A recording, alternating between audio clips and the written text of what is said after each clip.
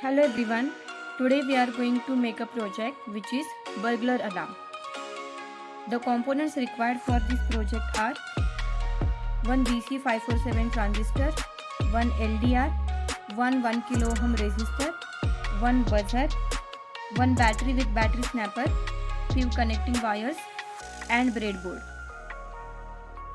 First, take a BC547 transistor. The flat surface should face you.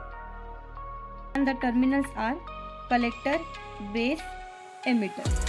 Now let's place the transistor on the breadboard.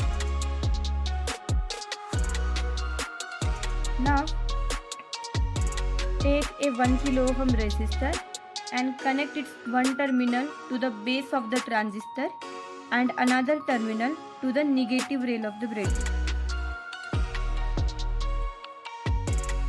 Now take one LDR, connect its one terminal to the positive rail of the breadboard and another terminal to the base of the transistor. Now take a buzzer. The red wire is positive and the black wire is negative.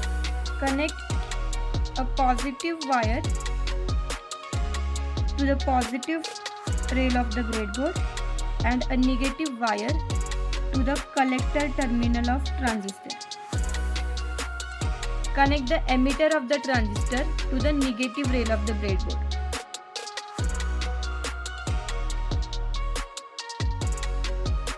So this is how we are done with the connections. Now let's connect a battery. So connect a positive terminal of battery to the positive rail of the breadboard and negative terminal of battery to the negative rail of the breadboard.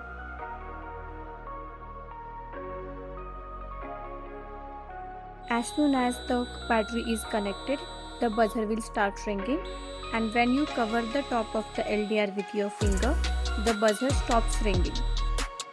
Now let's have a quick demo. We'll keep this circuit inside a box. So if any stranger tries to open your box, the buzzer will start ringing to alert the surrounding people.